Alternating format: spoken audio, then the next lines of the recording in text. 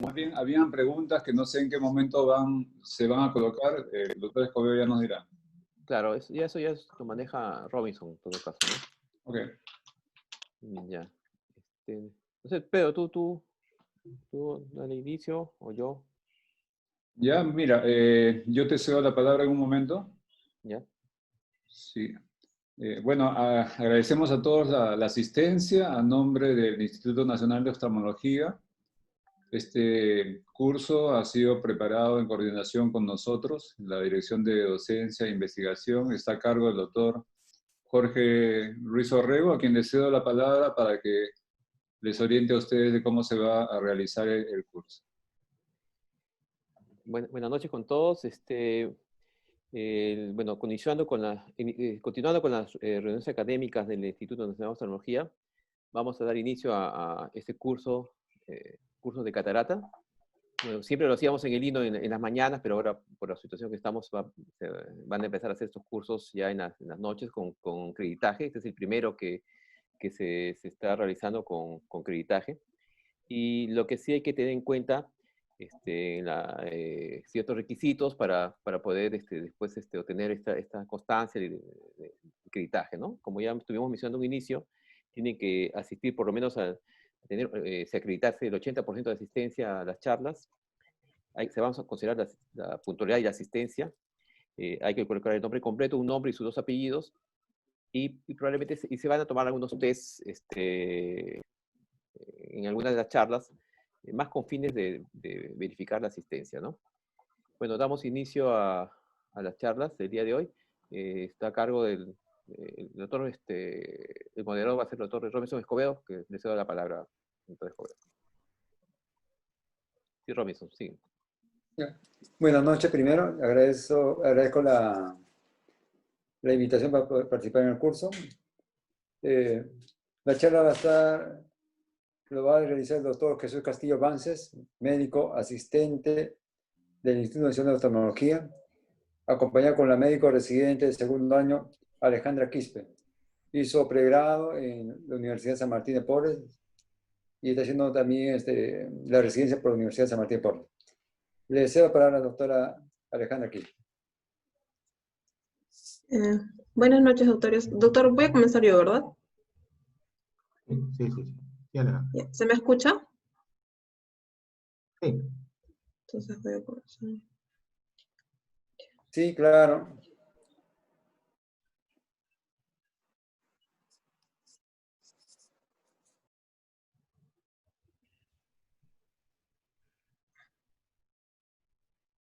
Perdón, ¿la pregunta va a poner, doctora? Las preguntas las tiene el doctor Muro, doctor. ¿Va a ser que los ponga al comienzo? La Doctor, pongo en el ¿podemos momento poner que ustedes me indiquen. Quieren ponerlas en este momento para lanzarlas, pero las pones tú en tu pantalla de... Doctora, ¿ponemos las preguntas? Ya, sí, el doctor Muro va a mandar la votación Doctor. y yo lo voy a proyectar en el PowerPoint. Ya, ¿lo hacemos en este momento entonces? Sí, doctor. Ya, perfecto. Ponlas en tu PowerPoint y yo las subo.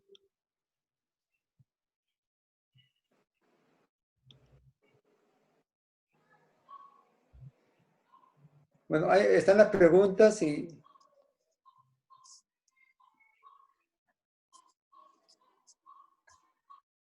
también una encuesta que por favor pedimos que colaboren con la encuesta también. Gracias.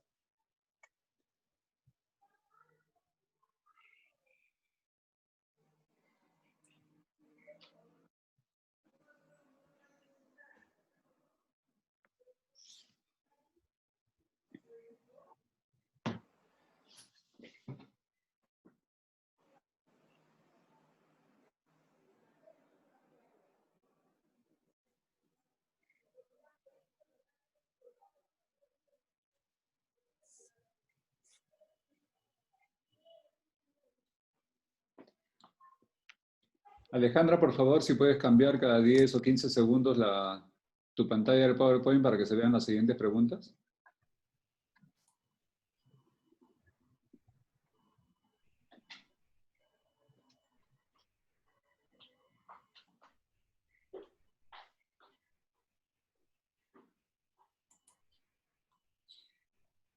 Esta pregunta ojalá que puedan responder los colegas. Es una encuesta.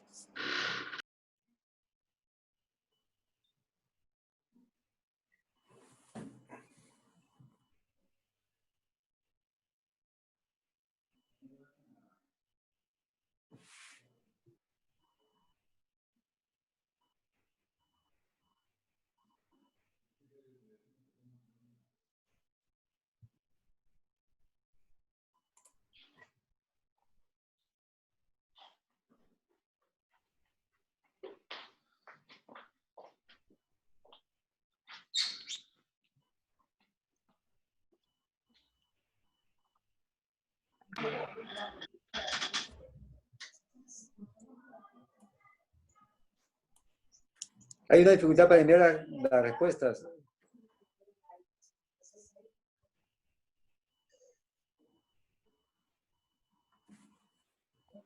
¿Nos puede ayudar para que envíen las respuestas?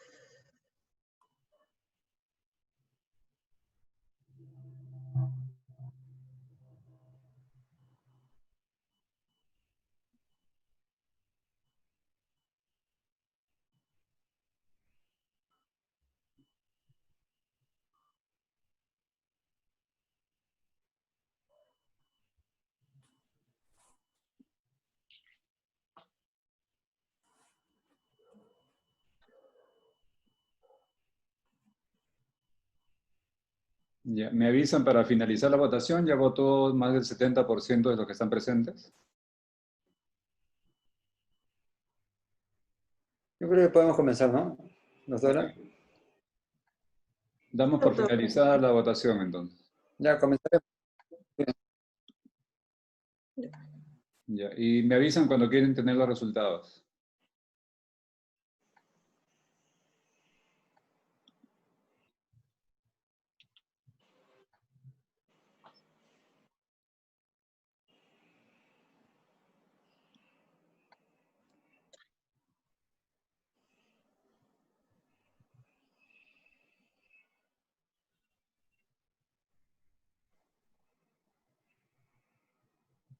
Ya, doctor, ¿se me escucha?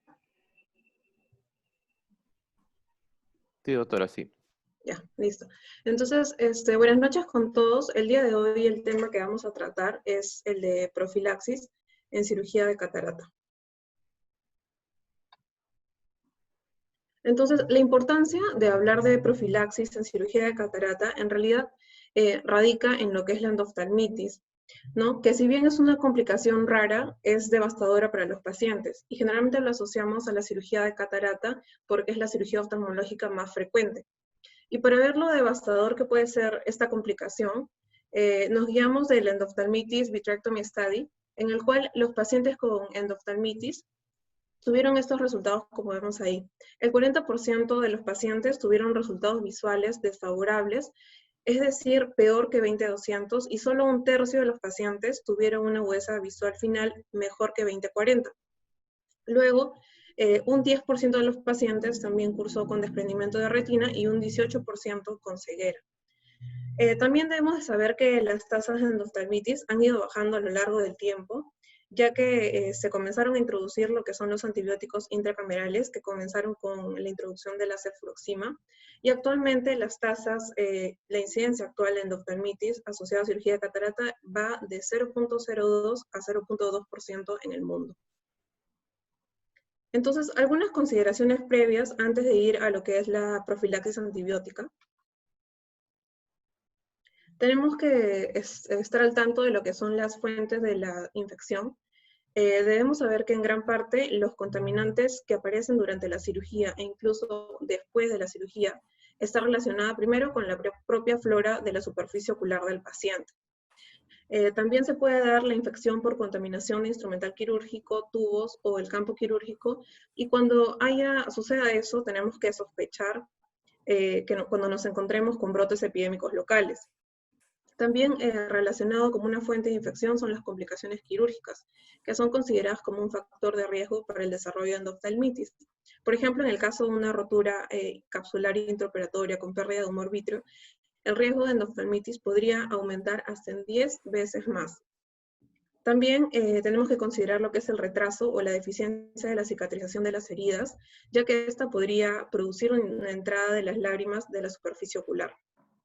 También debemos de tomar en cuenta en los pacientes en el preoperatorio que presenten blefaritis o infección de los párpados, y también cabe señalar que algunos pacientes atópicos o aquellos que presentan rosácea también tienen una alteración de la flora bacteriana de la conjuntiva y el párpado, y ellos tienen una mayor preponderancia a Staphylococcus aureus. Entonces, todas estas son las fuentes que debemos de tener en cuenta, ¿no?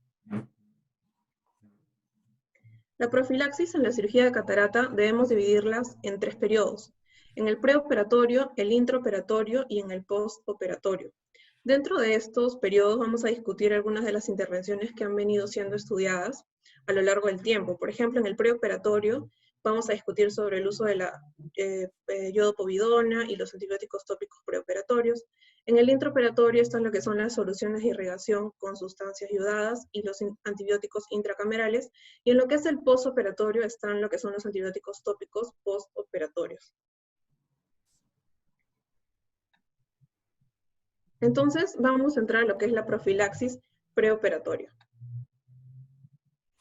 ¿no? Una intervención que viene siendo usada, como vemos arriba a la derecha, desde el año 1980 en la prevención de la endoftalmitis, es la povidona iodada preoperatoria.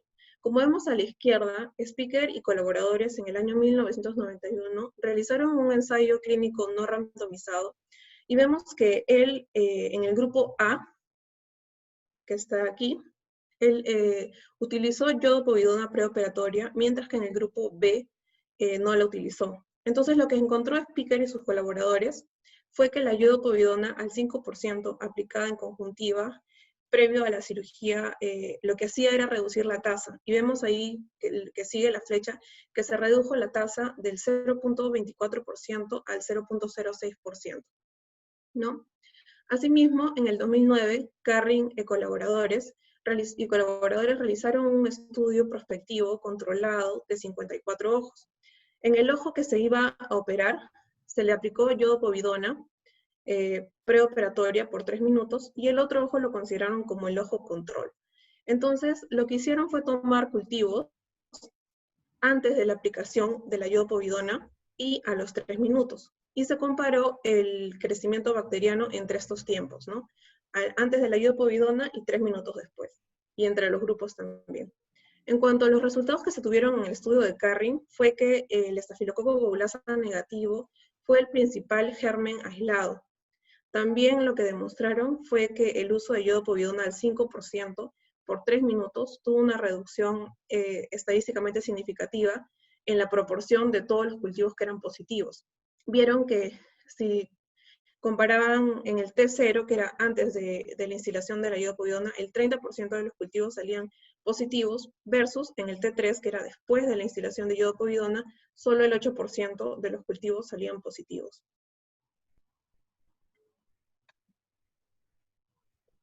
Siguiendo con los estudios de la povidona iodada, este es un estudio prospectivo que buscaba determinar la flora bacteriana de la conjuntiva en los pacientes que iban a ser sometidos a cirugía de catarata, y el efecto que tenía el lavado prequirúrgico con iodopovidona al 5% sobre estos microorganismos.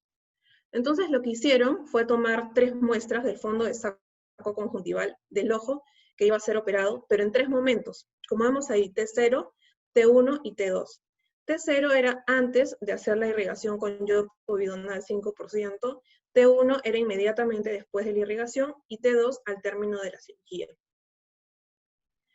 Luego de hacer este método, lo que hicieron fue realizar cultivos en agar sangre, agar chocolate y en caldo de tioglicolato al final de la cirugía, ¿no? Entonces, en ese estudio se incluyeron, como vemos al lado derecho en el gráfico, se incluyeron 24 ojos de 221 pacientes. Y como vemos en la imagen, el porcentaje de crecimiento bacteriano en el tiempo T0 fue 73.2% en tioglicolato, 21% en agar sangre y 19.2% en agar chocolate. Si nosotros lo comparamos con el T1, que era inmediatamente después de la irrigación, vemos que el efecto de la iodopovidona se tradujo en una reducción de casi el 60.8%.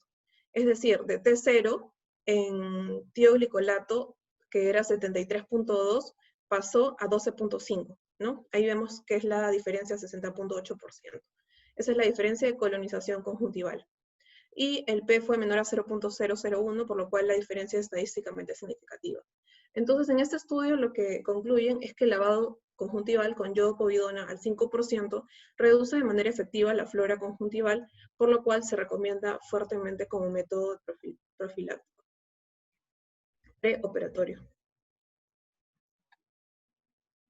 Este otro estudio lo que busca es evaluar el uso de iodopovidona al 10% para esterilizar la superficie ocular previo a la cirugía de catarata y mostrar también que la iodopovidona puede dejarse en contacto por 3 minutos. Y la viabilidad de este tiempo de exposición en la práctica clínica, mostrar también que si es que hay o no hay efectos adversos asociados y los resultados visuales de los pacientes a los que se les expuso por 3 minutos. Es un estudio prospectivo tipo cohortes, donde se incluyeron a 604 pacientes a quienes se les realizó cirugía de catarata por facomulsificación. Previa aplicación de iodopovidona al 10% en la córnea, saco conjuntival y piel periorbitaria por 3 minutos.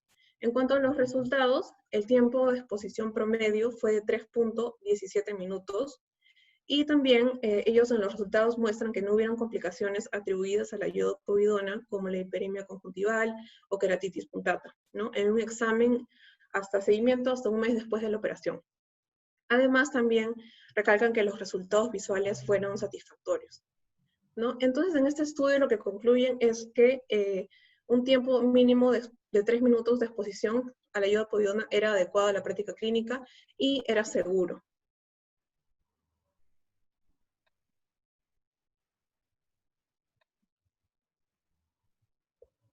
Según la Sociedad Europea de Cirugía de Catarata y Cirugía Refractiva, ellos consideran, como vemos en el cuadro de la izquierda, que la profilaxis con iodopovidona es obligatorio en lo que es el tiempo preoperatorio.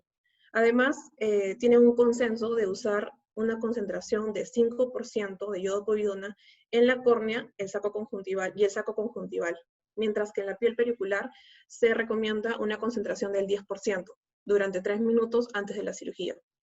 En los casos, ellos mencionan también que en los casos en que esté contraindicado, en realidad relativamente, en caso de alergia al yodo, que es muy raro, e hipertiroidismo, como alternativa se puede usar lo que es la clorexidina acuosa al 0.05%. También concluyen que no existe diferencia en los cultivos conjuntivales con cualquier uso de las concentraciones, sea 5% o sea al 10%. Otra intervención que está en discusión en el periodo preoperatorio es el uso de antibióticos tópicos preoperatorios. Teóricamente, los antibióticos tópicos, su objetivo sería reducir la carga bacteriana conjuntival y asimismo reducir el riesgo de la contaminación intraocular. Entonces, en una encuesta en el 2014, hecha por la la Sociedad Americana de Cirugía Refractiva y Catarata, el 85% de los oftalmólogos que respondieron a esta encuesta, pues referían que usaban antibióticos tópicos en el preoperatorio.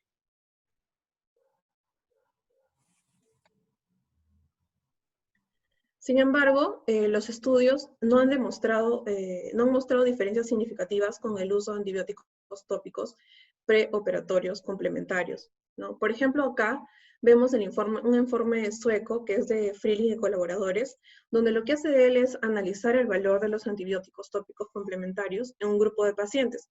Y él llega a la conclusión de que el uso y o postoperatorio de colirios antibióticos en realidad no conferían ningún beneficio probado frente a la inyección intracameral sola. Vemos acá en el primer grupo que ahí fue incluido el 85% de pacientes, a los cuales se les administró solamente cefuroxima intracameral y tuvieron una tasa de endoftalmitis del 0.025%, mientras que en el segundo grupo se les administró cefuroxima intracameral asociado a antibiótico preoperatorio. Acá fue el 10% de los pacientes y la tasa de endoftalmitis fue de 0.017. Y en el tercer grupo, lo que hicieron fue administrar cefuroxima intracameral más antibióticos postoperatorios, con una tasa de endoftalmitis de 0.019%.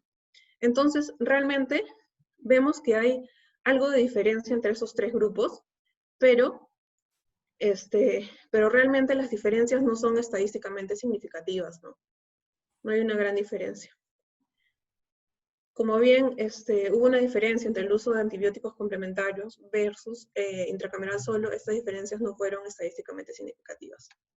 Por lo cual no se recomienda ampliamente los antibióticos tópicos preoperatorios, ¿no? Hubieron más estudios sobre el uso de antibiótico tópico preoperatorio. Por ejemplo, en el primer estudio, es el hecho por Hell y colaboradores.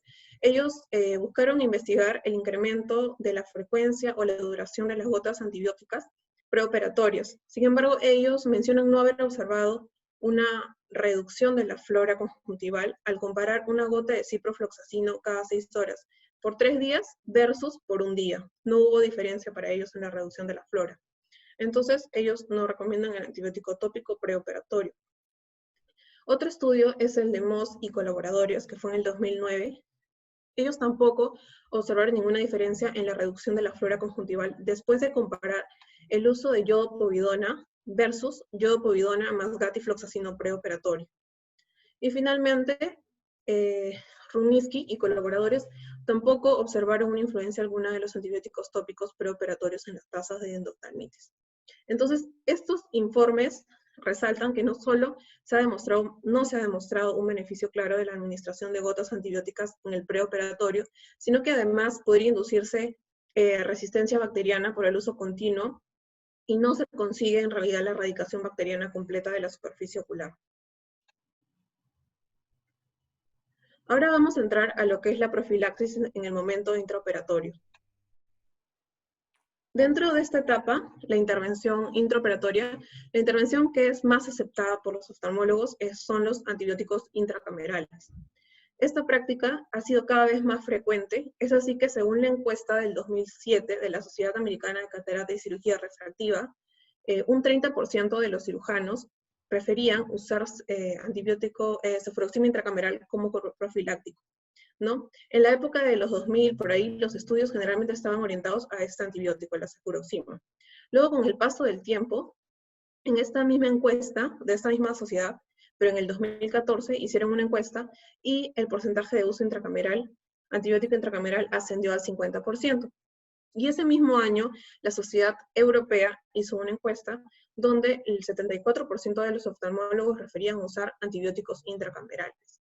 Conforme el tiempo fue pasando, ya en otra época, por así decirlo, Jaripilla et al., en el 2017, habla también ya de los estudios que se hacen en esa época ya son en referencia al uso del moxifloxacino intracameral, ¿no? Entonces, los antibióticos más usados para la profilaxis intraocular son las cefalosporinas, como la cefuroxima y la cefazolina, el moxifloxacino y la vancomicina.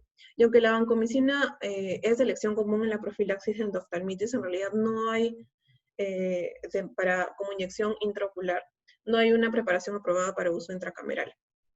También se planteó que la profilaxis antibiótica intraocular de rutina podría generar aumento de resistencia bacteriana.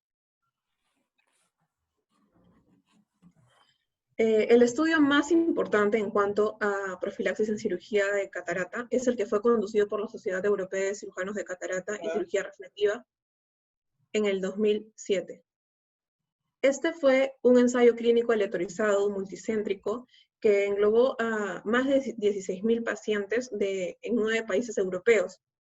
Lo que hicieron en este estudio fue describir las tasas de endoftalmitis en 4 grupos para evaluar los efectos de 4 intervenciones profilácticas perioperatorias. En cuanto a la inyección intracameral, se evaluó los efectos de una inyección intracameral de cefuroxima de 1 miligramo a la finalización de la cirugía, y fue comparada con las tasas de endoftalmitis postoperatoria con los otros grupos de estudio. Entonces, como vemos a la derecha, fueron 4 grupos. El grupo A fue el grupo control. A este grupo no se le administró ningún antibiótico perioperatorio ni inyección, solo se les administró gotas placebo.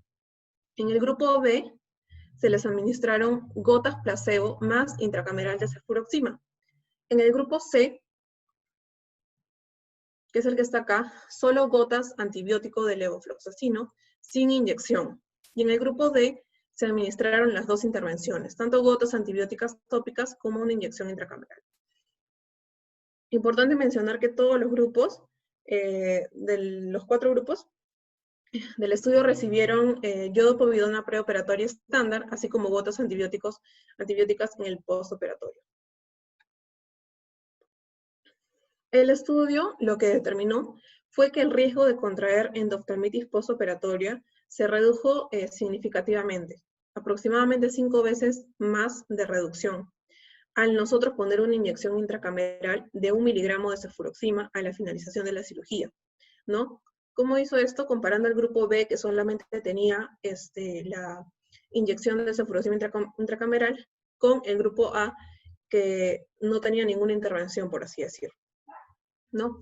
Asimismo, entre los 4 grupos, se observó que la menor incidencia de endoftalmitis la tenía el grupo D, ¿no? Aquel que tenía como intervención la inyección de cefuroxima intracameral más el levofloxacino en colirio, y con una incidencia total de 0.049, que fue la menor de todos los grupos.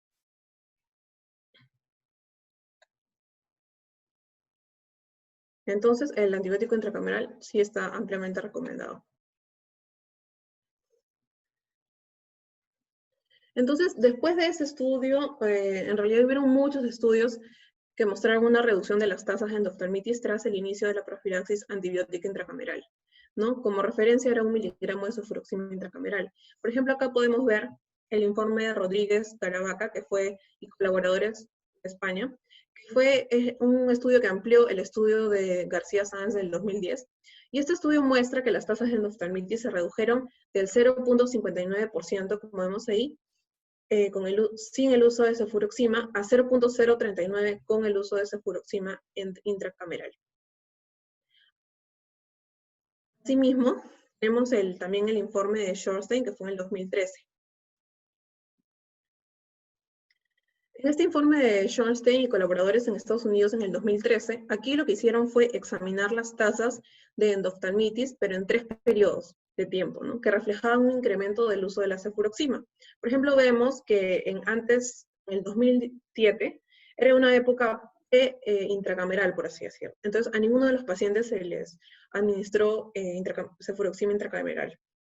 Y así seguimos con el 2007 al 2009, en los cuales se administró cefuroxima intracameral, pero se excluyeron a los pacientes que tenían alergias a las penicilinas y a aquellos que tenían ruptura capsular de cápsula posterior. Del 2010 al 2011, a todos los pacientes se les administró cefuroxima intracameral. Entonces, los resultados de este estudio, más que todo, nos orientaron a que hubo una reducción global de las tasas de endoftalmitis, comparando los grupos en donde no se les administraba cefuroxima intracameral, que era una tasa de 0.31%, comparado con la época que iba del 2010 al 2011, donde todos los pacientes recibieron cefuroxima intracameral, que fue de 0.014%. Entonces, la diferencia fue estadísticamente significativa, incluso fue 22 veces menos de tasa.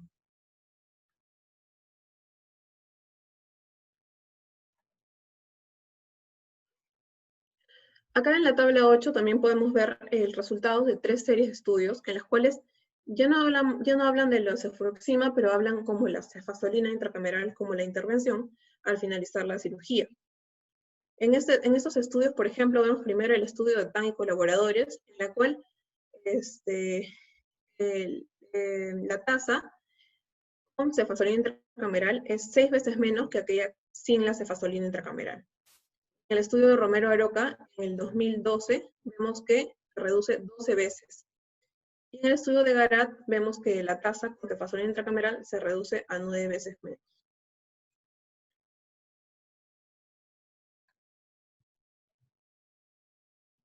Posteriormente se realizaron varios estudios que ya más que todo estaban orientados a estudiar el moxifloxacino intracameral. Por ejemplo, este estudio es del 2017 y tuvo como propósito comparar la tasa de endoftalmitis de moxifloxacino intracameral profiláctica versus no moxifloxacino intracameral.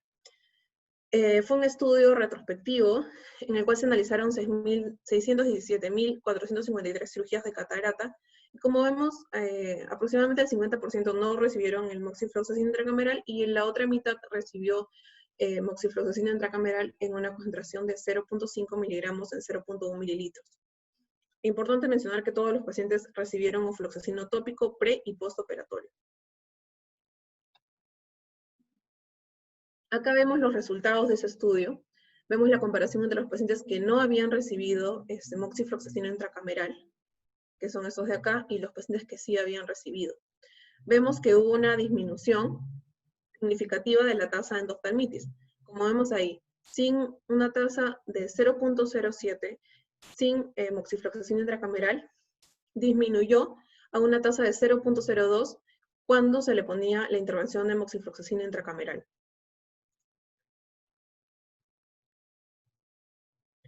Con un P menor a 0.001, la diferencia entre los grupos fue estadísticamente significativa.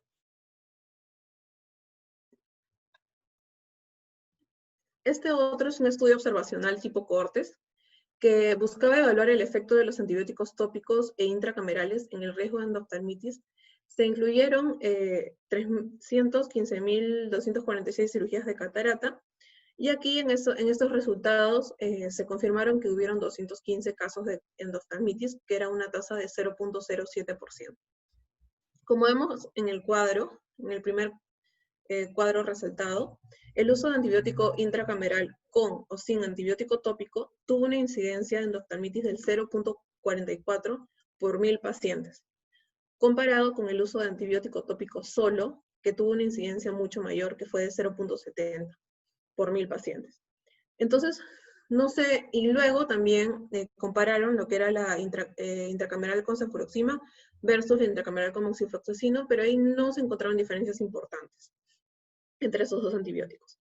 Entre otros datos que mencionan en ese estudio también es que la ruptura de cápsula posterior se asoció con un 3.6 veces más riesgo de aumento de endoftalmitis.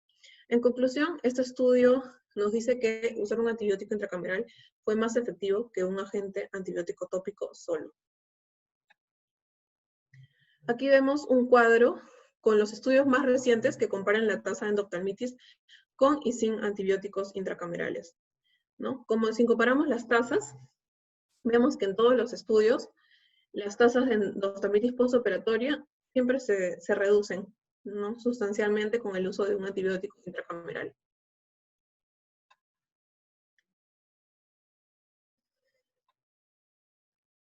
También en lo que es el periodo intraoperatorio también se ha discutido en cuanto a las soluciones de irrigación con yodo-povidona.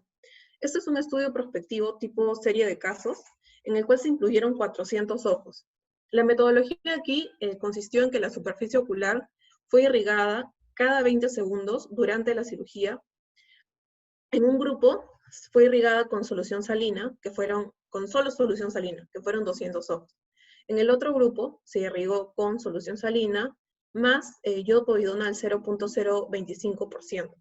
Y en el tercer grupo fue con alcohol polivinílico iodado al 0.0025%, que fueron 100 ojos.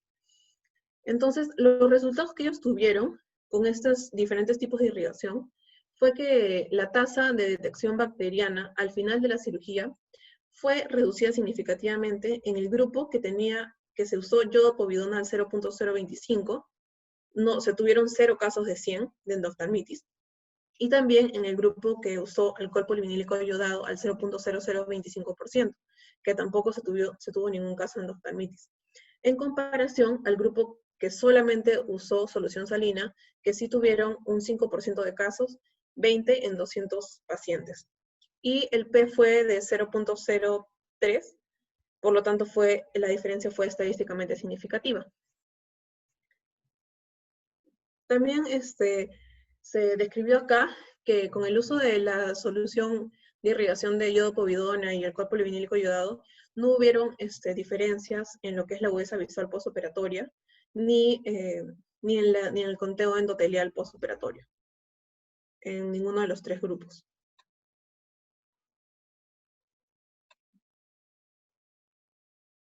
Entonces, como vemos aquí en la cirugía de catarata, el riego con cada 20 segundos del campo operatorio con 0.025% de yodo povidona o 0.0025 de alcohol polivinílico yodado, logró una tasa de contaminación bacteriana muy baja en la cámara anterior, ¿no? Del 0%.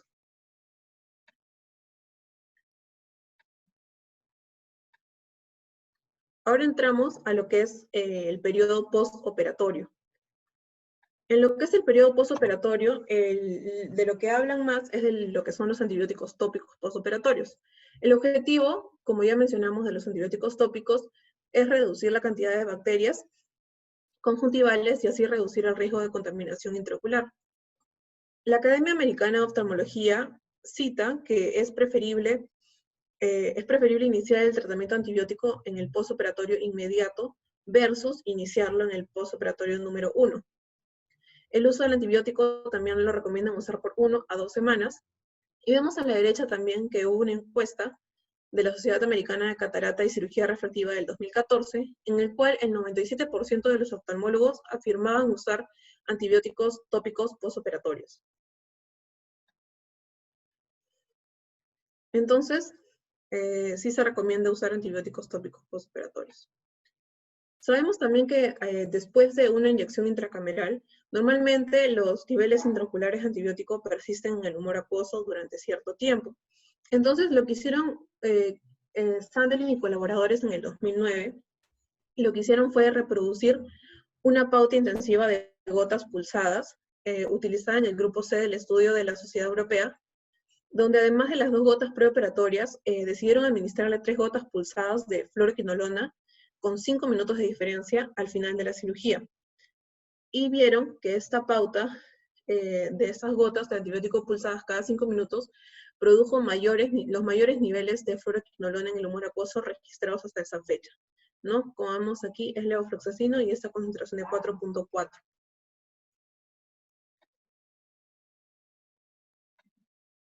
En cuanto a las recomendaciones de la Sociedad Europea, ellos también refieren que el inicio de antibióticos tópicos debe ser el día de la cirugía, es preferible, y un régimen de una quinolona, una gota cada 4 horas por aproximadamente 2 semanas. Y por último, dentro de este estudio de la Sociedad Europea de Cirugía de Catarata y Refractiva, vemos que también se comparó un grupo que recibió intracameral con antibióticos tópicos versus intracameral sin antibióticos tópicos. Y vemos que ambas intervenciones tuvieron un alto nivel de evidencia que probó que tenían un buen efecto profiláctico en ambas intervenciones, ¿no? Si bien el antibiótico intracameral más antibiótico tópico, pues tuvo un ligero disminución de la tasa de endoftalmitis, pues las diferencias eran mínimas en realidad.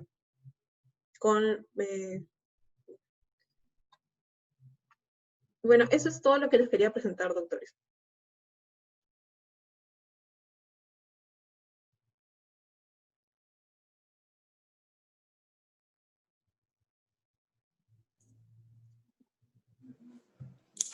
Bueno, muchas gracias.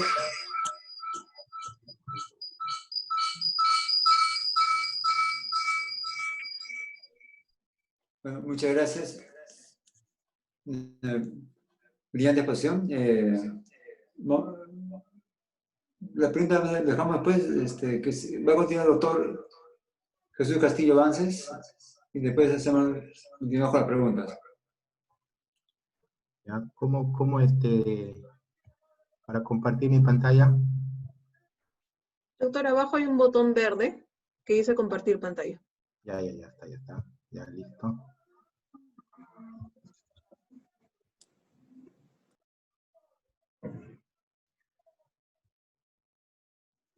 Ya, sí se ve, ¿no? Sí, doctor. ¿Sí se ve?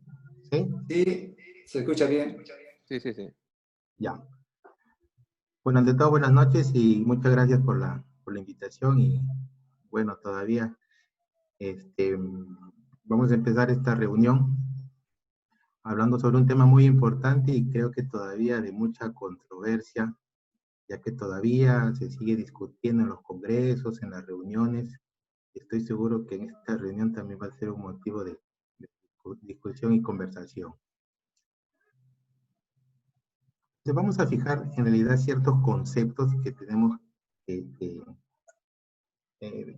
que tener para poder realizar la profilaxis en la cirugía de catarata, ¿no? Entonces, ¿cuál es la justificación de usar la profilaxis? Como teoría sabemos de que una cirugía limpia no debe usar profilaxis.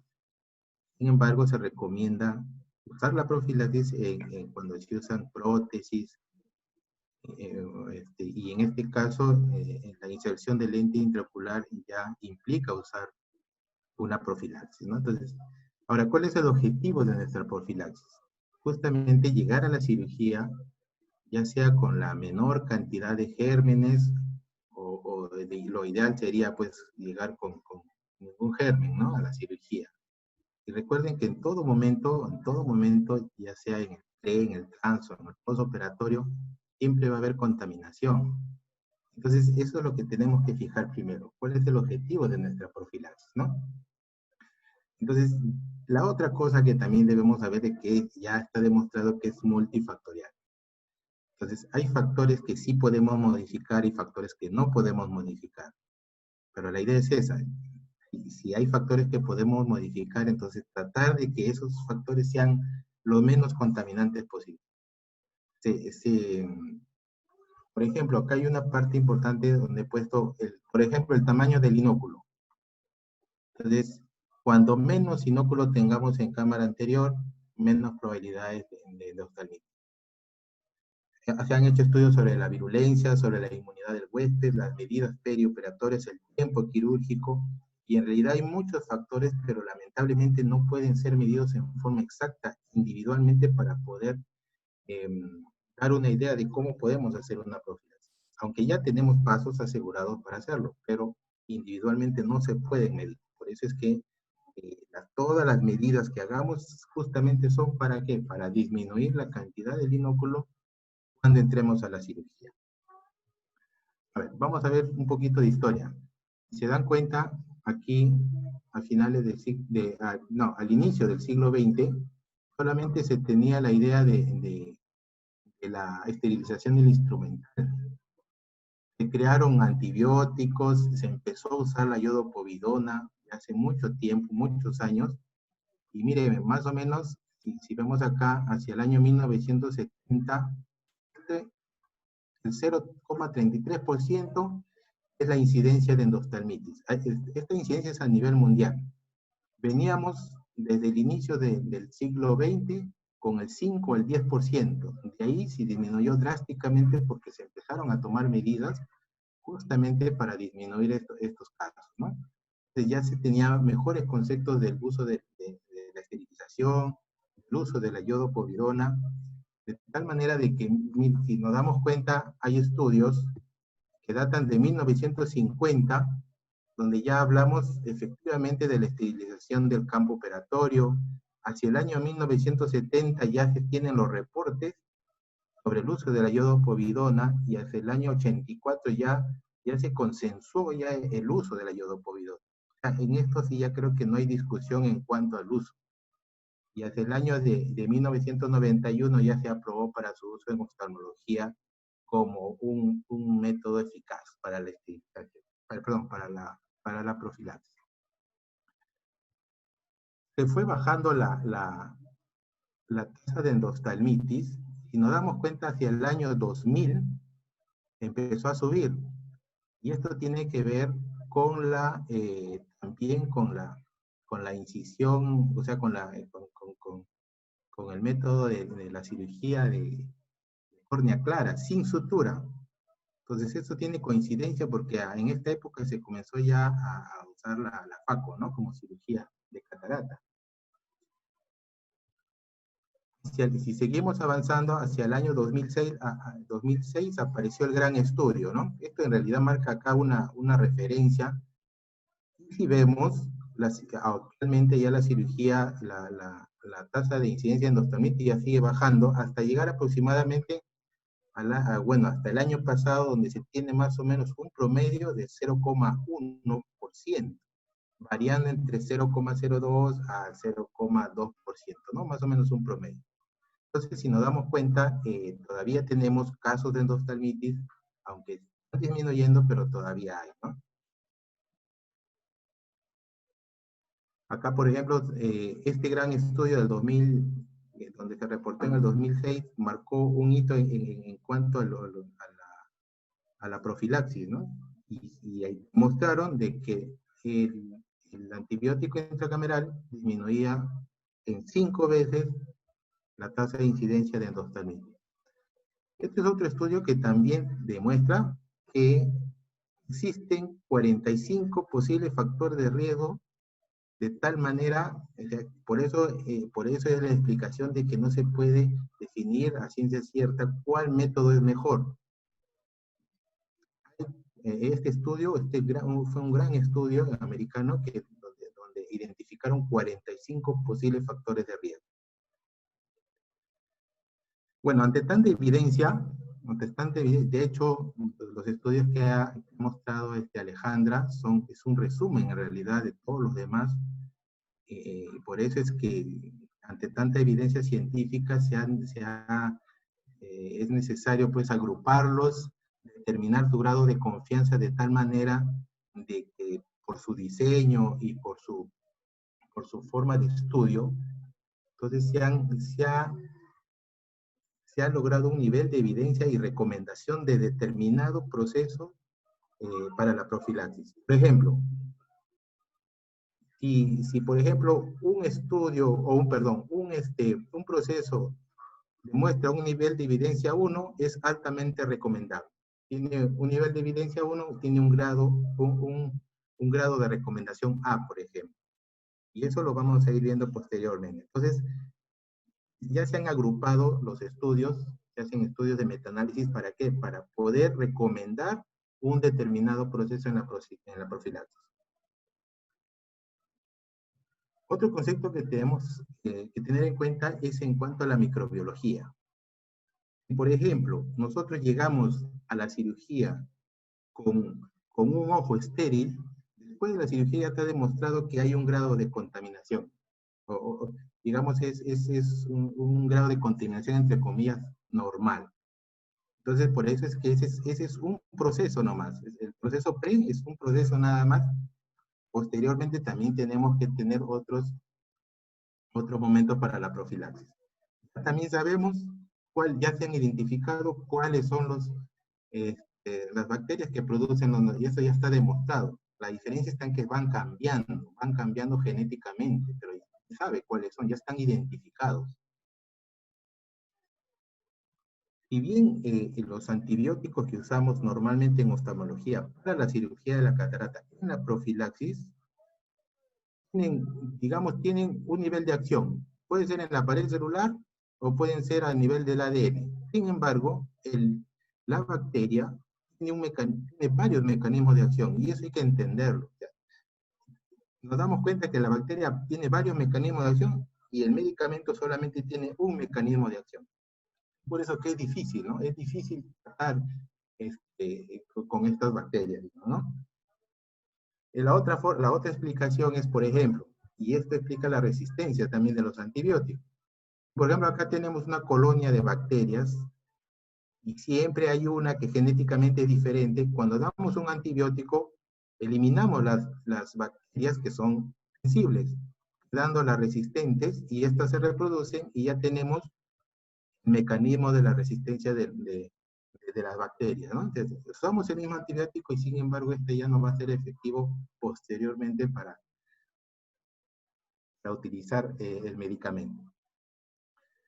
La sociedad europea en realidad ya definió cuáles son los pasos y es más, hacer recomendaciones para poder realizar la profilaxis.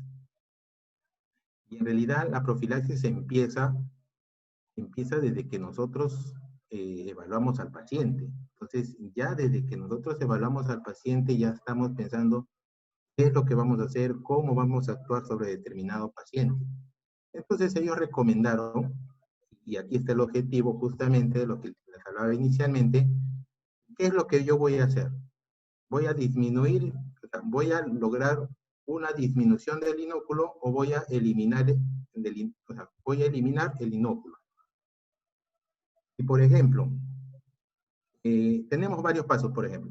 Entonces, si yo quiero disminuir la carga bacteriana, puedo realizar higiene palpebral, puedo utilizar antibióticos tópicos preoperatorios, uso la iodopovidona, tengo que tener necesariamente una buena preparación del área prioritaria, tengo que realizar un buen aislamiento de pestañas. Durante el acto operatorio debo tener en cuenta, o sea, todos los pasos que yo hago durante la cirugía deben ser lo más cortos, lo más exactos, de tal manera que tengo que evitar la entrada de gérmenes. Y durante, puede ser en el mismo acto operatorio o postoperatorio, ya empezar a usar los antibióticos. ¿Por qué? Porque ya demostraron que hay un grado de contaminación, ¿no? Entonces, vamos a discutir cada uno de estos puntos. Por ejemplo, la higiene palpebral tiene un grado de recomendación C. ¿Qué significa eso? Que no está demostrado que al usarlo disminuya la incidencia de endoftalmitis. Hay estudios que dicen que sí, hay estudios que dicen que no. Por eso es una recomendación C. Sin embargo, se usa. Tampoco significa que no se deba usar, sino de que el estudio demuestra, la evidencia demuestra. Sin embargo, también esto debe ir de la mano con la experiencia clínica, ¿no? Entonces, por ejemplo, si tenemos un paciente con una blefaritis crónica, con rosácea, de repente usa prótesis en el otro ojo porque es un ojo único, debemos, yo por ejemplo, te recomiendo hacer la higiene palpebral días antes de la cirugía, ¿no? El uso de la iodopovidona, como digo, ya no está en discusión en cuanto a su uso. Ya sabemos y tiene un grado de recomendación B. O sea, ya está demostrado su uso. O sea, en esa parte no hay discusión. Su uso al 5% por mínimo 3 minutos y al 10% en el lavado pericular también ya está demostrado. Se puede usar, hay que recordar también que como se usa en la profilaxis para conjuntivitis neonatal al 2.5%. Entonces, este es un antiséptico que en realidad se acerca mucho al ideal. Al ideal, ¿por qué? Porque no genera resistencia bacteriana, está disponible, es barato. El problema está en cuanto a la concentración. Y paradójicamente, en realidad, cuando menos concentración se use, es mejor. Su mecanismo, o sea, si por ejemplo usamos más diluido la iodopovidona, se libera más rápido el yodo de la povidona, ya que la povidona es como que su transportador. Y cuanto más diluido esté, más rápido se va a liberar y por lo tanto más rápido su acción. Por eso es que hay estudios que recomiendan en menos concentración, pero hay que estarlo instilándolo. ¿Para qué? Para que actúe, ¿no? Entonces, sí, es cierto, o sea, hay estudios incluso o mejor dicho, o sea, hay lugares donde se usa al 0,025 para la profilaxis, ¿no? ¿Qué hacemos en el lino? Normalmente el yodo viene al 10%, se le prepara al 5%, se usa anestésico, tenemos acá, bueno, acá está la preparación, tenemos todo preparado, se vierte una cierta cantidad en una riñonera y todo aséptico, con guantes y con una pinza mosquito, con gasa e hisopo, se empieza el lavado. Vemos cómo se instila el anestésico, posteriormente se aplica el iodopovidona al 5%, y mientras que el iodopovidona al 5% va actuando, comienza a hacer la limpieza. Siempre hacer una limpieza con hisopos en el borde de los párpados, siempre una limpieza exhaustiva, y con la pinza mosquito en el área periocular, se agarra una gasa con una pinza mosquito y se comienza a lavar, en forma circular, de preferencia de dentro hacia afuera. Nunca, o sea, también acá en esta muestra, también, esta foto nos muestra cómo bien en el otro ojo también se hay que lavar, o sea, es ambos ojos, ¿no? Esta lámina también nos muestra en cuanto a aislar el área operatoria, ¿no? Entonces, usamos en este caso el Tegader para hacer un buen aislamiento y un lavado, ¿no? Y un lavado de la iodopovidona para liberar los restos que quedan. En cuanto al uso de los antibióticos preoperatorios, también tiene un grado de recomendación C. Es decir, ahora, o sea, se puede usar como que también no se puede usar. Ahora, ¿cuál es el objetivo de usar el antibiótico preoperatorio? Aquí también hay que tener ciertos conceptos. Si queremos disminuir solamente la flora bacteriana, podemos usar antibióticos,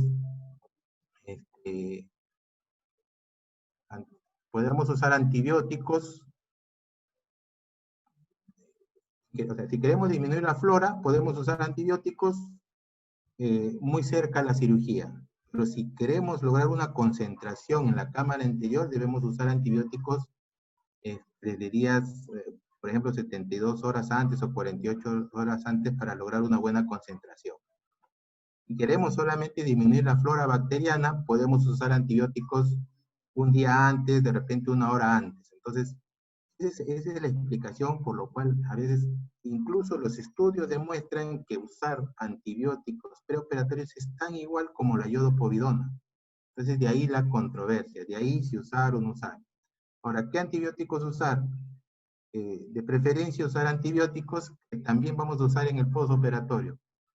Como le digo, ¿cuánto tiempo usar? Podemos usarlo 3 días antes, podemos usarlo un día antes, podemos usarlo 1 hora antes de la cirugía. ¿Sí? Como le digo, mucho depende de la experiencia de cada cirujano para asociar el antibiótico preoperatorio. Nunca olvidarnos también de la preparación del quirófano. Tener un adecuado flujo dentro de la sala de operaciones. Nosotros tenemos que coordinar con nuestro personal para que se cierren las puertas, hay un adecuado flujo. Vemos que si dentro de la sala el aire acondicionado, el flujo está funcionando. Debemos respetar los tiempos de lavado de manos. Debemos cerciorarnos que el instrumental esté adecuadamente esterilizado, ¿no? Entonces debemos lograr una buena asepsia y antisepsia. Es decir, un correcto mantenimiento mantenimiento de flujo de aire y filtros en el quirófano. Muy importante. La esterilización correcta según el protocolo del material quirúrgico. Y nuestra antisepsia es el uso de la iodopovidona y el correcto aislamiento de párpados y pestañas usando nuestro adhesivo. Hasta ahí ya estamos en el perioperatorio. Ahora, en el acto operatorio también son importantes los pasos que tenemos. Justamente con el tema de la cirugía de FACO se comenzaron en realidad a aumentar los casos de endoftalmitis. ¿Por qué? Porque ya no se colocaba punto. Y se comienza a incidir en cuanto a la forma como hacer la incisión corneal. Hay que hacer una buena incisión, de preferencia que sea cuadrada, que sea valvulada. Si es en 2 o 3 tiempos es mejor que en un tiempo, ¿no? Entonces eso nos asegura un buen cierre de la herida. No hay que tener temor si es que tenemos que colocar puntos, si es que la cámara está inestable. Se asocia también el uso mejor dicho, el lente intraocular. Y se han hecho estudios de que cuando nosotros sacamos el lente intraocular de su empaque, solamente tienen que pasar 10 segundos para que cualquier inóculo se pegue al lente. Entonces, por eso es que se recomienda de repente usar inyectores ya precargados para evitar justamente esa manipulación, ¿no? No se olviden también de cerrar bien la herida, hidratar bien los puertos para que no haya ingreso de microorganismos. La otra cosa importante es el antibiótico intracameral. Como les decía, como lo dijo bien Alejandra, ya está demostrado que el antibiótico intracameral tiene un grado de recomendación A, o sea que sí está demostrado que disminuye la tasa de incidencia de endoftalmitis. Ahora, ¿cuál usar? ¿Cuál de ellos usar? Si bien el estudio que hicieron en Europa fue en el año 2006, esto fue un estudio importante por su diseño en realidad, porque fue un estudio prospectivo. Todos los demás estudios que se han hecho son estudios retrospectivos, por eso de ahí la discusión, ¿no? De que si funciona o no funciona. Últimamente ya se han hecho estudios para el uso del moxifloxacino intracameral, de tal manera que ya se está usando. En Europa más se usa la cefuroxima y en América más el moxifloxacino. Ambos tienen, digamos, sus ventajas y sus desventajas. Yo creo que la principal desventaja de ambos es su preparación. O sea, tenemos que tener una preparación previa, no es que haya no es que también directamente se puedan colocar, hay que prepararlos. De tal manera que incluso la cefuroxima ya hay una preparación oftalmológica, pero igual hay que manipularlo, hay que prepararlo, ¿no? Y justamente los estudios que avalan o que están en contra de estos también le buscan algún motivo para decir que el otro método es mejor, ¿no? Entonces, por ejemplo, la moxifloxacina intracameral tiene mayor espectro bacteriano que la cefuroxima intracameral. Si bien inicialmente no había un moxifloxacino sin conservantes, ahora ya lo tenemos, pero igual hay manipulación. Ya se ha encontrado resistencia bacteriana al moxifloxacino. Y el otro tema es el costo también. En cuanto a la dilución, yo lo que hago en realidad es, también hay estudios para ver cuánto es la concentración que debemos usar dentro de cámara anterior, y efectos prácticos yo utilizo 500 microgramos en 0,1, o sea, de una jeringa de 1 le agrego 2 gotitas y eso es 0,1 y eso se inyecta a cámara anterior, ¿no? Lo que yo uso, porque la cefuroxima, como le digo, hay que prepararlo, y de hecho la preparación oftalmológica no hay en el Perú, ¿no?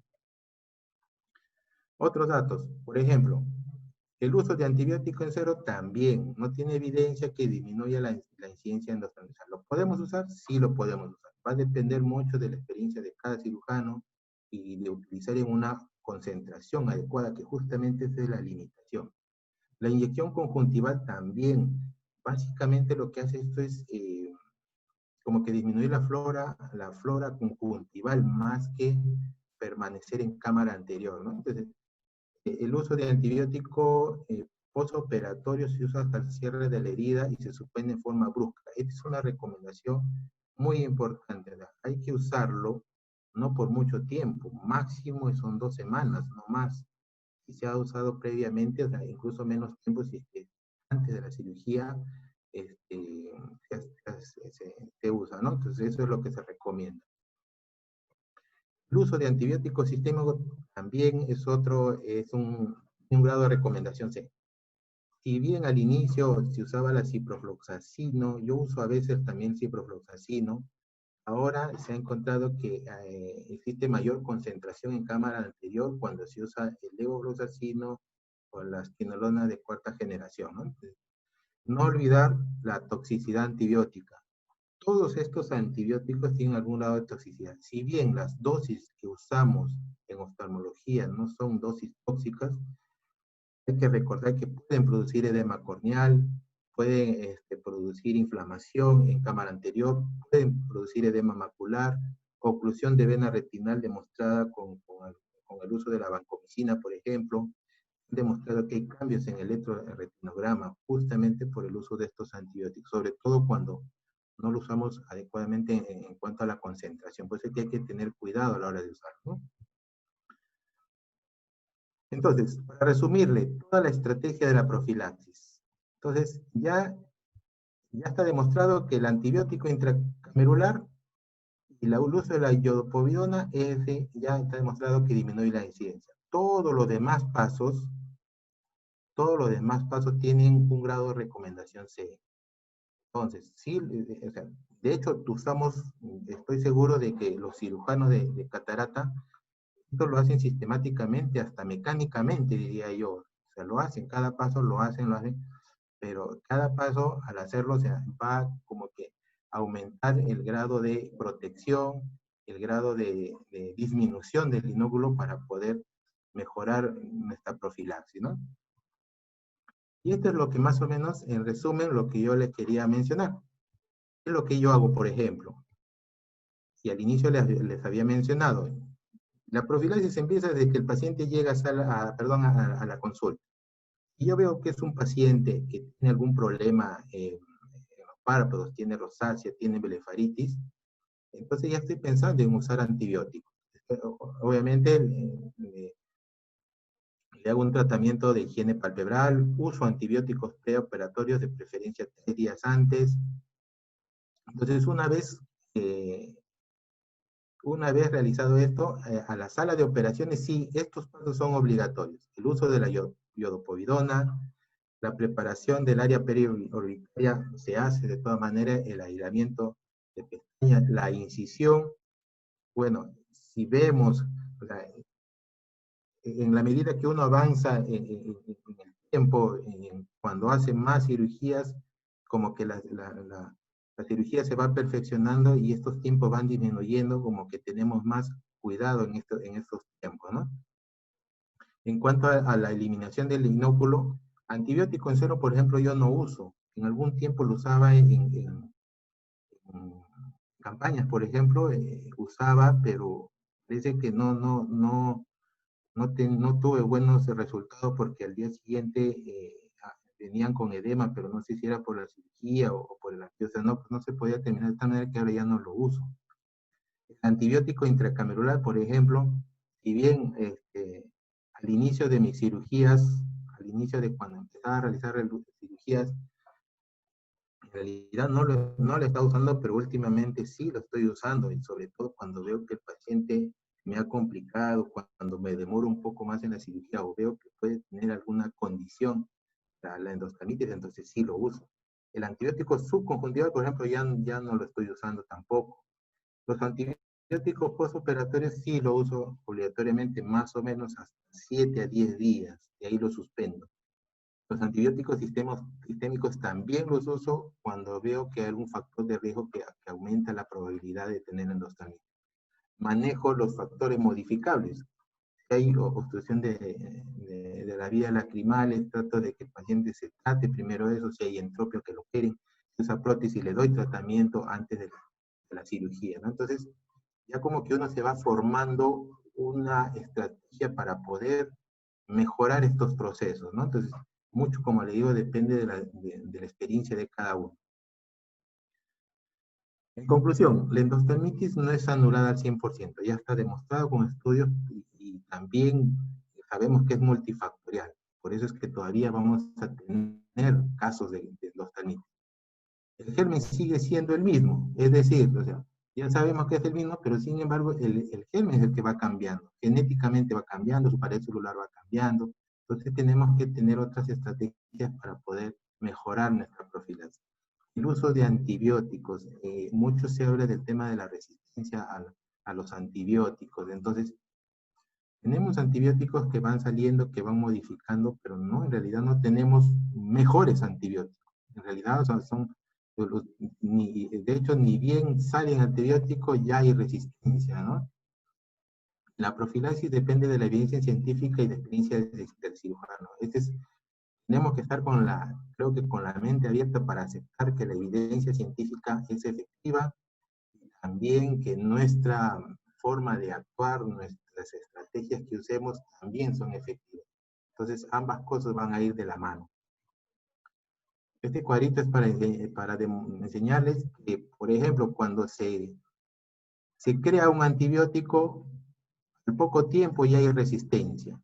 Se inicia un antibiótico, por ejemplo, la ceftazidima, se creó en el 87 y ahí mismo ya empezó a tener resistencia. De tal manera que incluso ya hay reportes, ya está demostrada la resistencia, por ejemplo, para la gentamicina, para el Streptococcus epidermidis, ya hay resistencia a la gentamicina, y en el último cuadro, por ejemplo, ya hay resistencia a la moxifloxacina de algunos gérmenes, ¿ya? Siempre el problema que tenemos es en cuanto al uso, a la resistencia de las bacterias, ¿no? Entonces, novedades tenemos? Como le digo, la resistencia bacteriana es el principal motivo justamente para usar un medicamento o para no usarlo. Entonces ese es el gran dilema que tenemos ahorita. Tenemos que tener mayor cuidado en el uso de antibióticos. Es decir, si por ejemplo tenemos una conjuntivitis, definir bien si es viral, si es bacteriana, y usar de repente antibióticos de menos espectro, de tal manera que cuando tengamos que usarlo efectivamente en alguna complicación seria ya tengamos hecho para poder usarlo, ¿no? No se han creado otras generaciones de antibióticos, o sea, seguimos usando los mismos, o sea, no tenemos muchas armas para poder trabajar sobre eso, ¿no? La endoftalmitis es poco frecuente, por lo que se requieren estudios multicéntricos y costosos para demostrar la eficacia y efectividad de los procedimientos profilácticos. Justamente este es un problema también, ¿no? O sea, justamente los estudios, los grandes estudios que se hacen, o sea, se tienen que juntar muchos estudios para poder determinar que un proceso funciona. Esa es la gran limitación, ¿no? La otra cosa que es importante y que quería también proponerles de repente es la estratificación del riesgo para mejorar el protocolo de profilaxis. Significa que si tenemos un paciente que tiene más riesgo de desarrollar endoftalmitis, tenemos que tener un protocolo adecuado para ese tipo de paciente con determinado riesgo. De hecho, nosotros no tenemos en realidad, no sé si llamarlo una tabla, no tenemos algún estudio para poder estratificar el riesgo, para poder decirle al paciente que su cirugía es más riesgosa y por lo tanto estamos usando más métodos de profilaxis. Entonces, cuando tenemos un endoftalmitis, y esto tiene que ver con el problema médico legal, cuando tenemos el tema de la endoftalmitis, es importante anotar en la historia cuáles son todos los procesos que hemos venido desarrollando para la profilaxis. Porque cuando tengamos el problema, el paciente no va a entender eso. O sea, si no le hemos explicado que su cirugía es muy riesgosa, inclusive no siendo riesgosa, tenemos endoftalmitis. Entonces tenemos que tener un adecuado protocolo, una adecuada acción. Esto es lo que yo quería mencionarles y yo sé que hay muchas preguntas y por favor, estoy ya a responder. Gracias por su atención. Bueno, doctor Castillo, muchas gracias por su cuestión. Fue excelente, práctica, muy didáctica. Tenemos algunas preguntas. La doctora Yanez Sotomayor menciona si podemos usar irrigación de la iodopovidona poco diluida. ¿Qué opinan ustedes?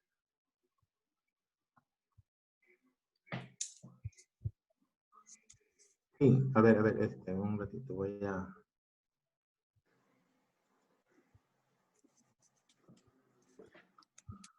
Sí, la iodopovidona en realidad sí usa menos concentración en otros he visto algunos reportes donde usan la iodopovidona al 2.5%, ya que está demostrado que a partir de 2.5% produce queratitis. Entonces, por eso es que se está empezando a diluir más. De hecho, tiene más efecto la iodopovidona, como le decía al inicio, en menos concentración. Pero se ha consensuado que a partir del tiempo mínimo de 3 minutos, ya tiene disminuye, ¿no? O sea, en ese momento ya es su pico máximo para disminuir todos los microorganismos a nivel de la conjuntiva, ¿no? Bueno, aprovechando la pregunta de iodopovidona, acá hay otra pregunta, dice, otra alternativa para los pacientes alérgicos a la yodo. ¿Qué opinan?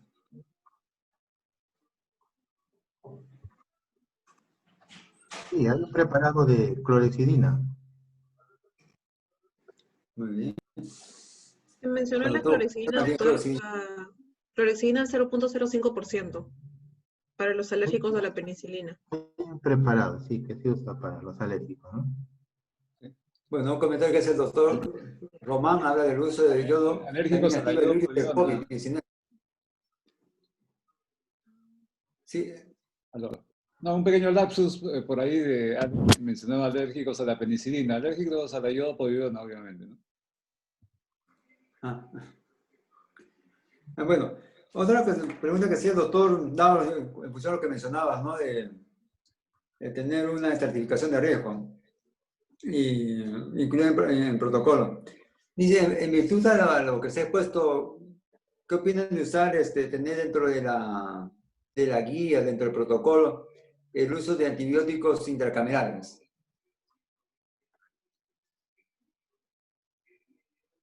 ¿Cómo es la pregunta?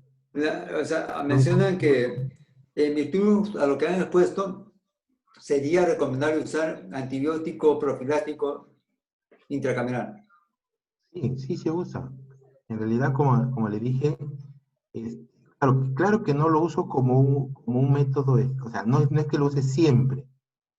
Lo vuelvo a repetir, Perdón, a veces la, la- es el perdón, tema de... la pregunta iba referida de que debía estar protocolizado dentro de la guía. Ah, sí, sí, sí, sí, sí. De hecho que sí, o sea, Creo debería que estar eso no, protocolizado. Sí, no lo tenían protocolizado. claro, debería estar protocolizado en realidad, ¿no? A ver, más preguntas. ¿Podemos poner las respuestas a las preguntas?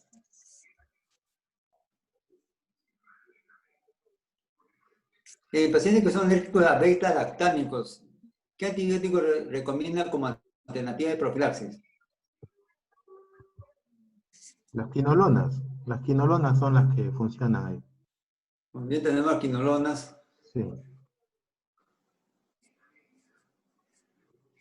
Doctora, ¿ahí se están viendo las respuestas? No se ven las respuestas. No se ve, ¿no? Bueno, las estoy compartiendo, si no se ven las leo. Entonces, la primera pregunta era, ¿cuál es la incidencia de endoftalmitis post cirugía de catarata? La mayoría respondió, 48% respondió 0.1%, que esa es la respuesta, ¿no? Como dijimos, estaba entre 0.02 a 0.2%, en promedio 0.1%. En la segunda pregunta, que era, ¿cuál es la mejor medida profiláctica? Marcaron la respuesta correcta, el 49%, que era CID, antibiótico intracameral, y el lavado con yodopovidona, aunque vemos que un 44% solamente marcó el lavado con yodopovidona como una mejor medida profiláctica. En la tercera pregunta ¿podría responder si usted en las cirugías de catarata que realiza o ha visto en el lino usar de manera rutinaria algún antibiótico intracameral? Y el 52% respondió que sí.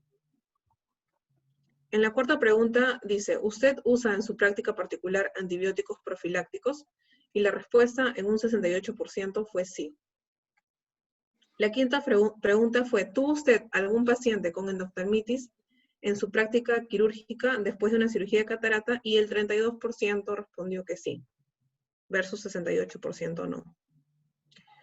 La sexta pregunta es, si usa antibióticos profilácticos, ¿qué antibiótico usa? Puede marcar más de una opción. El 81% marcó moxifloxacino y le sigue el 17% con antibióticos vía oral. ¿Y en qué circunstancias usa antibióticos vía intracameral? La mayoría marcó cuando hay una ruptura de cápsula posterior, que fue un 41%, seguido de un 38% que marcó siempre. Y el tercer lugar es un 35% para una cirugía prolongada. Esas son las respuestas, doctora. Interesante. Acá ¿algún comentario sobre el cuestionario?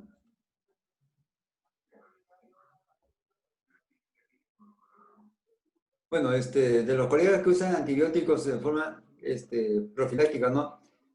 Un 81% es el moxifloxacino. En el estudio que presentó usted, doctora, menciona la ceftriaxona como uno de los antibióticos que disminuye el riesgo de endoftalmitis 5 veces con respecto a la moxifloxacino 3.5 veces. Muy bien, el doctor Velasco pregunta, ¿cuál es el porcentaje de infección en pacientes con obstrucción de vía lagrimal que se operan de FACO o Mininuc? Ya.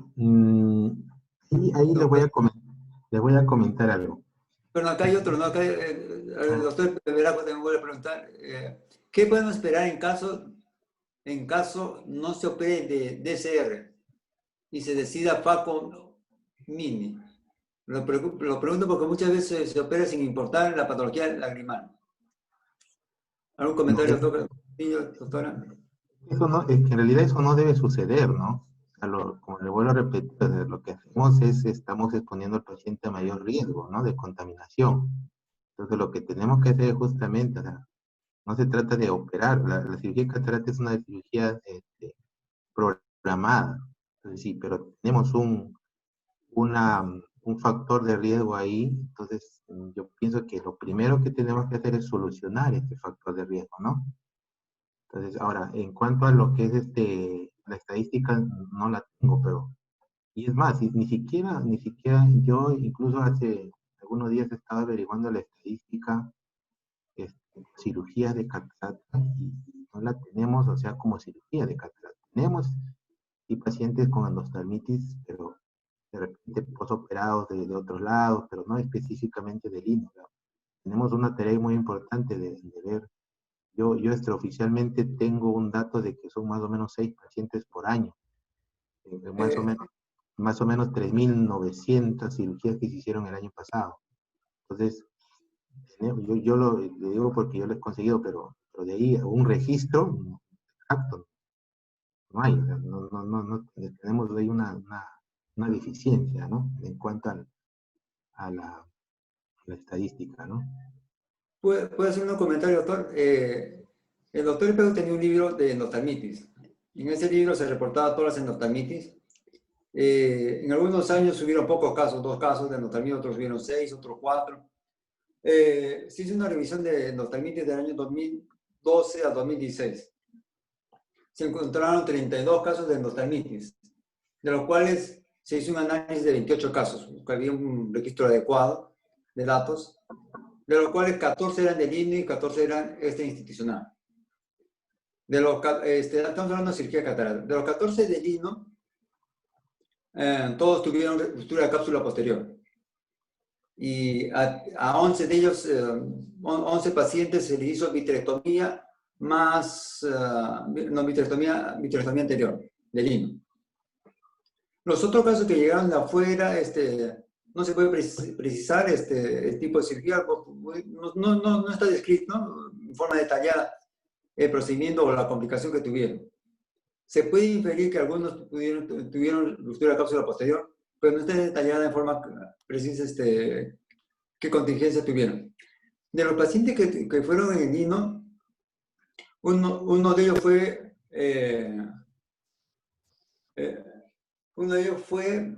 se le hizo FACO más retiro de aceite de silicona más uso de retractores. Otro paciente menciona que tuvo una lesión elevada, verrucosa en el canto interno del borde palpebral.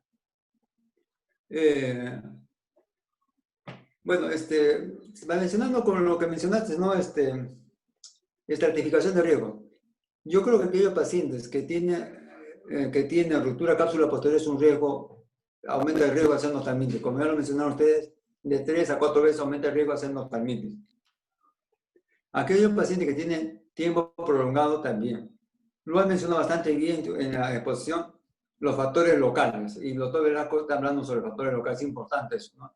Los factores de una blefaritis, una obstrucción vía lagrimal. Hemos tenido 2 pacientes que han tenido panoftalmitis que tuvo un saco anoftalmico.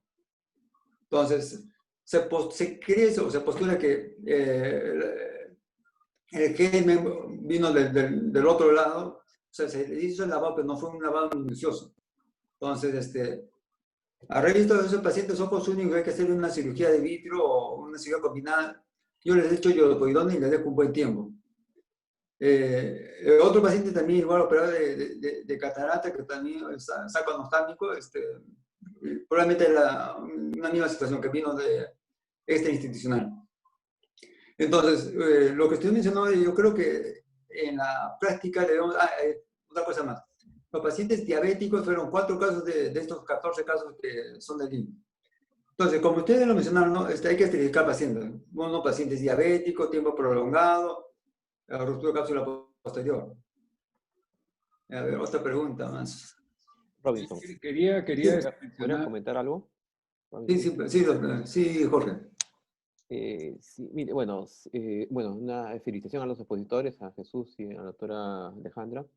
Es muy interesante su charla, muy extensa y precisa. Hay varias preguntas ahí que veo que hacen. Son dos que me llaman la atención. Uno sobre la blefaritis y uno sobre la obstrucción de vía una obstrucción de vías lagrimales. Yo sí he visto casos con una obstrucción de vías lagrimales que han hecho endostalmitis, ¿no? He visto dos casos. A mí no me ha pasado, pero he visto dos casos. Cuando uno tiene un paciente con obstrucción de vías lagrimales, no se debe operar. O sea, es que no debería entrar a sala ese paciente. Ese paciente tiene que suspenderse, tiene que mejorarse, o operarse de una traqueostotomía, y debería controlarse eso, y después pasar a la sala, ¿no? Recuerden que la cirugía de catarata es una cirugía electiva, no es una cirugía de emergencia. Eso es programable. Entonces tiene que primero mejorar la obstrucción de vías lagrimales y de ahí recién operar. Ya sea alta o baja, igualito, no debería operarse. Y veo una pregunta ahí sobre blefaritis, ¿no? Si ustedes tienen un paciente, yo he suspendido casos de pacientes cuando he operado a otro médico y veo, tienen una blefaritis marcada, que tiene bastante blefaritis evidente. Yo he suspendido esas operaciones. No deberían operar a esos pacientes, deben tratarlos por lo menos 2 semanas antes, mejorar la blefaritis y ahí recién operarlos, ¿no? Recuerden que la cirugía de catarata no es emergencia, es selectivo. Entonces tienen que 2 semanas más que el paciente con tratamiento no va a pasar nada, ¿no? Entonces, quería recargar sobre eso, ¿no? Gracias. Importante lo que he mencionado porque una causa de endoftalmitis son infecciones locales y la obstrucción vía lagrimal y la blefaritis son causas altas de hacer endoftalmitis. solo para hacer una precisión, ¿no? El tema de endostalmitis va a ser tocada, me parece, el día de mañana. Entonces, yo quería hacer Estamos adelantando. profilaxis, sí. Y más bien, hay una pregunta que me llamó la atención, que mencionan cuál es su mejor medida de profilaxis y marcaron tanto lo que es antibióticos intracameral como yodopovidona. Pero en general les pregunto a ustedes, si tuvieran que elegir entre esas dos, ¿cuál sería la principal para ustedes?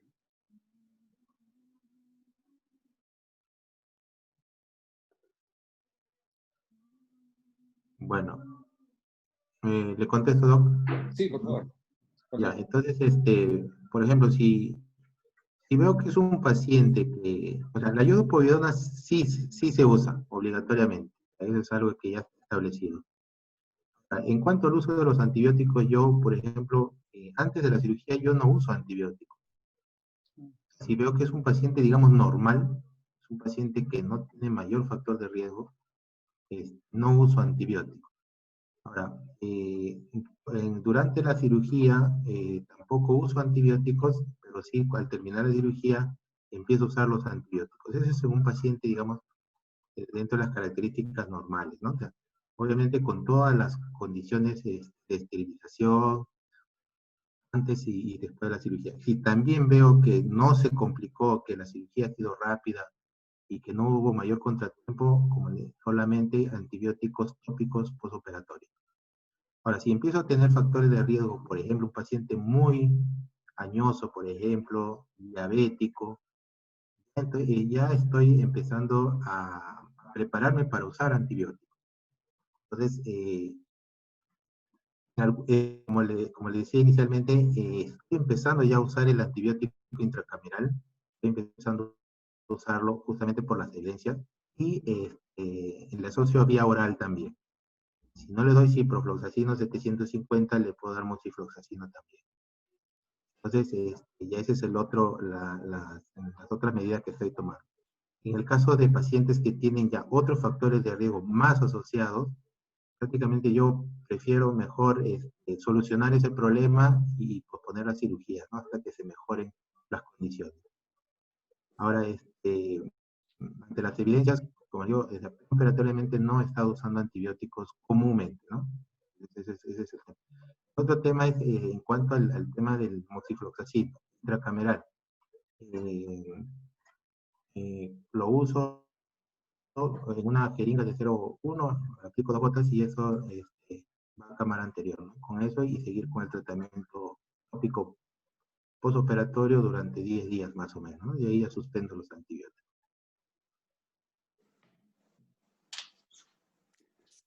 Hay una pregunta del doctor Fernando Silva. ¿Qué opina del papel que juega el flujo de aire laminar en soft? Recambio de aire, ¿cuánto tiempo recomendaría? Bueno, la sala tiene que reunir las condiciones para que haya un adecuado flujo laminar, ¿no? Entonces, es que no solamente es de flujo laminar, o sea, si solamente hablamos de la parte técnica, o sea, son otras condiciones que también debe tener la sala. Es en cuanto al tema del tránsito del personal, a que las puertas estén cerradas, y a que la cirugía sea lo más limpia posible, ¿no? Entonces, eso también es otro factor que incluye ahí, ¿no? Entonces, y el flujo laminar es importante, ¿no? Entonces, pero eso es un tema técnico en realidad. Se supone que la sala debe reunir las condiciones, ¿no? Pero había leído también que en el caso de lo del flujo del aire laminar, que lo ideal sería que los quirófanos tengan un mínimo de 20 recambios de aire por hora, ¿no? Es la condición ideal para que disminuya la contaminación aérea bacteriana. Pero esas son, como digo, condiciones que debe reunir la sala. O sea, ya debe estar establecido que debe ser así, ¿no? O sea, no puede ser menos tampoco, ni más, ¿no? O sea, que tenga presión positiva, que sea un adecuado flujo laminar, ¿no? Entonces, todas esas condiciones, juntamente con todas las otras cosas que acabo de mencionar, ¿no? Aquí hay una pregunta interesante, otra pregunta más interesante del doctor Velasco. Al caer en la cauterización excesiva, ¿predispone a mayor riesgo de infección por falta de malposición de párpado? ¿Qué opina? Las incisiones corneales y las incisiones esclerales, la idea está en que la incisión que hagamos en la cirugía debe ser valvulada, o sea, que tenga un buen cierre. Y si cauterizamos mucho, retraemos la esclera. Entonces, probablemente no vamos a tener un buen cierre. Ahí lo que se aconseja de repente es colocar más puntos, evaluar bien que no haya salida de líquido. De hecho, como digo, recomiendan cuando hay justamente este problema es colocar más puntos, de tal manera que asegure de que no haya filtración del líquido, ¿no? Y evitar, obviamente, en el postoperatorio que haya ingreso de microorganismos, ¿no? En el aporte, doctor Velasco, pacientes que usan mascarilla durante la inyección intravítrea tienen más riesgo de hacer endoftalmitis. Gracias por el dato, doctor. Vamos a revisar ese artículo. Doctora Sigrid, ahora pregunta sobre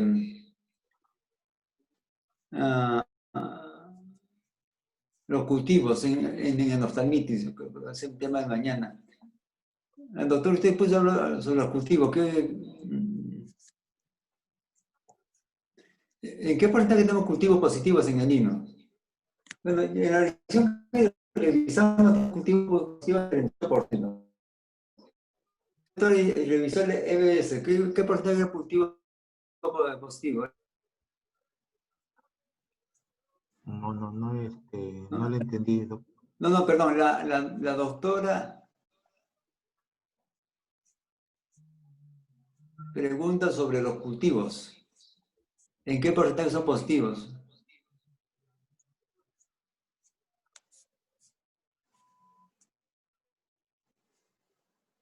¿En el lino o así a nivel general? Bueno, podríamos mencionar en qué porcentaje fue positivo en el IBS, en el CRS. Bueno, en el lino tengo un dato de 36% en el estudio que se hizo 2012-2016.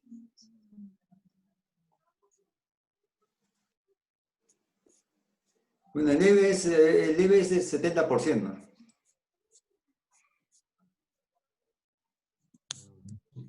Bueno, sigamos.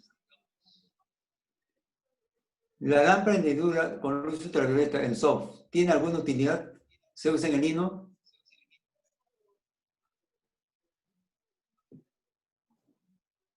La lámpara de luz ultravioleta.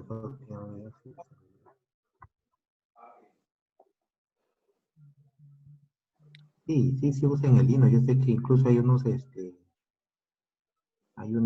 no, ahora se usan unos carritos, especialmente para esterilizar el ambiente, ¿no? Ya no se está usando la luz, ya. Bueno, con respecto a la pregunta del doctor Velasco, la doctora Amelia Cerate da un aporte, ¿no? Cubrir la herida operatoria con conjuntiva en la MINUC. Ahí, por ejemplo, también me atrevería a usar un antibiótico subconjuntival, ¿no? Cuando veo que la herida está, digamos, muy cauterizada y no cierra bien, ¿no?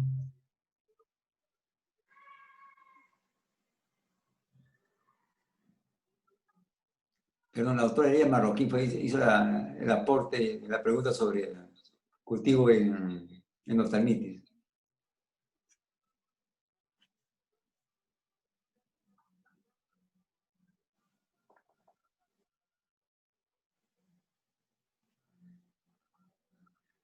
Bueno, acá el doctor Cáceres habla sobre el efecto de la iodopovidona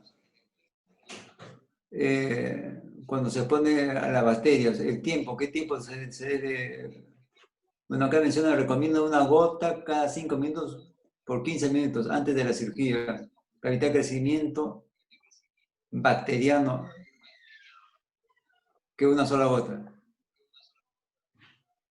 Y hay muchas formas de usarlo, pero como le digo, ya pueden sacar muchos estudios donde sí se demuestre, como le digo, pero la evidencia está ahí, ¿no? O sea, si hay un estudio que le demuestre eso, hay que seguir indagando, ¿no? Bueno, la doctora mencionó que debía estar por lo menos 3 minutos en la conjuntiva. En la práctica yo le pongo sus gotas y yo mismo trato que esté más tiempo, ¿no? Por lo menos más de 3 minutos. Y de hecho, hasta el tiempo que se lava el paciente y que llegas a ponerle el Tegader, ya pasaron más de 5 minutos, más de 3 minutos, ¿no? Bueno, yo usualmente le pongo mi iodopovidona y después dejo que la enfermera le ponga también. Porque a veces le echan la gota y no toma el tiempo necesario. No sé qué opina la doctora que hizo esta revisión. En realidad, en todos los artículos que revisé, decían 3 minutos como un tiempo mínimo de eficacia para disminuir la cantidad de bacterias, pero en realidad no había un tope de tiempo que se tenga que utilizar, ¿no? Mínimo era 3 minutos. En el reporte del doctor Álvaro habla de aplicar una gota de iodopovidona cada 5 minutos, por 15 minutos. Previene el crecimiento bacteriano que una sola gota.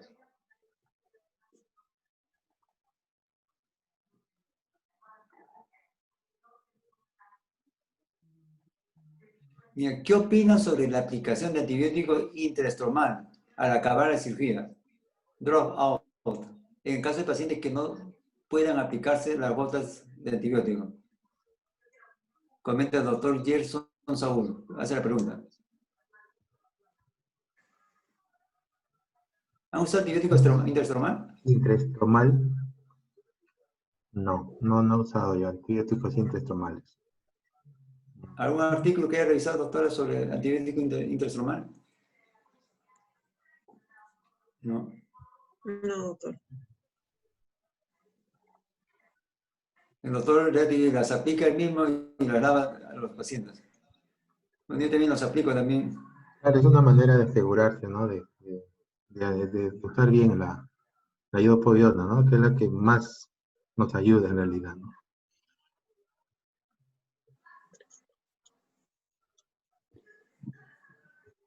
Bueno.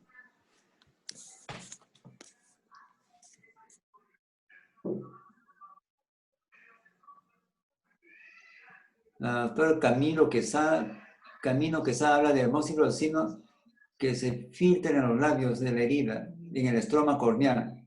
La concentración mínima inhibitoria dura 48, lo presentaba en ACRS 2017, en la Universidad de Kentucky, USA. Bueno, los antibióticos, no sé cuánto tiempo dura moxifloxacina dentro de cama anterior. ¿Qué opina, doctora? ¿Revisó algo sobre...? Por ejemplo, la vancomicina... Hay un estudio que habla sobre el moxifloxacino, catifloxacino y vancomicina. De los tres tienen buena concentración en cámara anterior cuando se le inyecta, terminando la cirugía. Pero a la hora disminuye más o menos en 4 veces su concentración. Sin embargo, el que más tiempo tiene en cámara anterior es el moxifloxacino. Por eso es que, bueno, todos los puntos a favor con el moxifloxacino, ¿no? De repente por los cristales, ¿no? Se deposita y porque, por ejemplo, la vancomicina intravítrea dura 24 horas, la ceftazidima intravítrea dura 22 horas. Y cuando es de vitrectomía, la enceftomía dura menos tiempo, 6 a 8 horas. Cuando hay humor acuoso en cavidad vítreo, de 6 a 8 horas. Imagino que por los cristales debe durar más tiempo, debe tener más efecto del moxifloxacino. Bueno, la doctora Marroquín menciona los intraestomales se hacen en úlceras corneales. Bueno, sí, ¿qué opinan los colegas de córnea? Uso antibiótico intraestomal para úlcera corneal.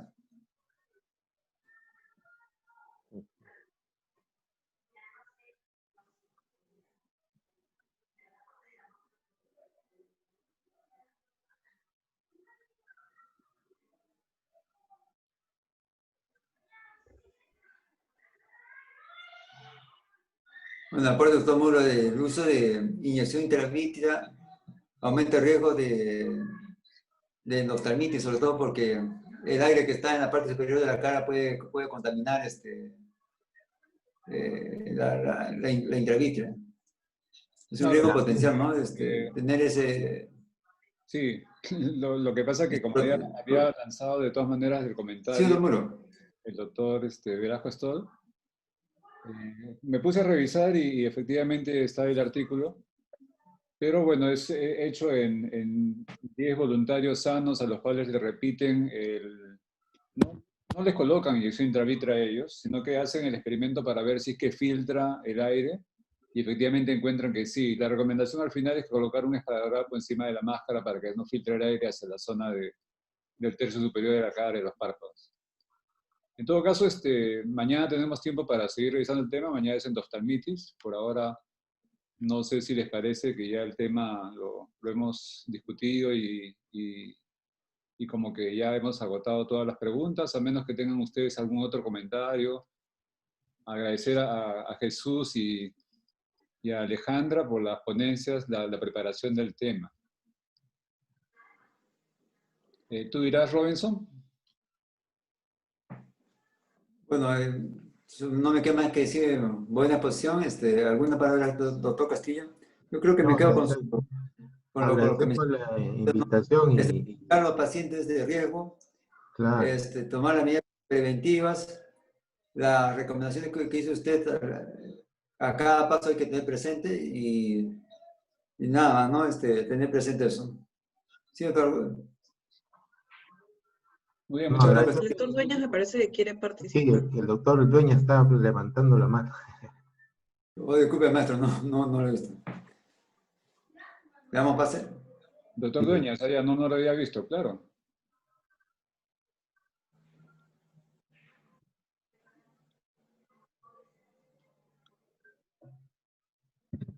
Elber, te escuchamos.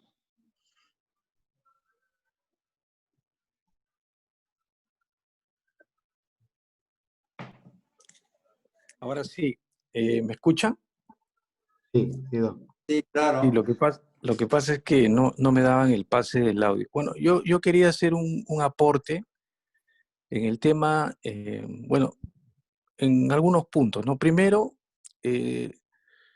dentro de los factores de riesgo para que los pacientes, digamos, antes de entrar a una cirugía de catarata hay que considerar, bueno, se han mencionado algunos que son los más importantes, como la blefaritis, pero también hay que considerar que hay pacientes, sobre todo los pacientes diabéticos, que pueden tener, dependiendo del nivel de azúcar y también del control que tenga, mayor riesgo de poder hacer endoftalmitis después de una cirugía de catarata.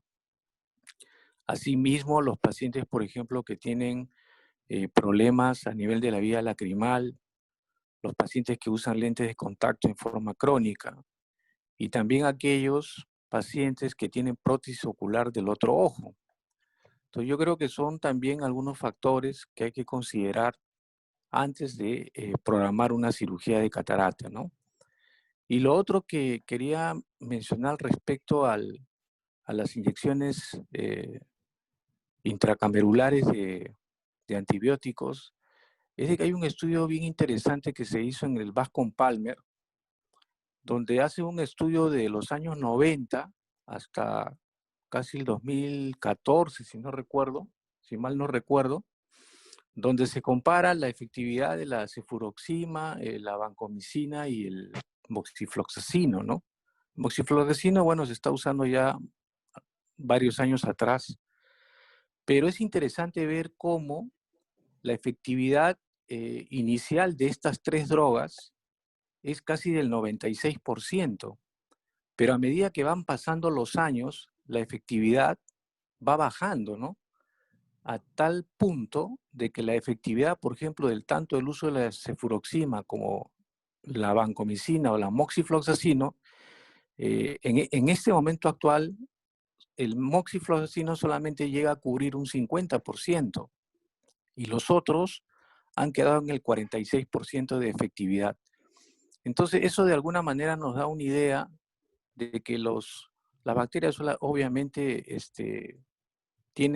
pueden hacer resistencia a los antibióticos, y si bien es cierto, hoy se usa más la moxifloxacina debido a que la vancomicina se han presentado algunos casos de una oclusión retiniana hemorrágica, ¿no? Se han presentado algunos casos por el uso de la vancomicina. Entonces, por eso hoy es más popular de pronto usar cefuroxima y usar la moxifloxacina.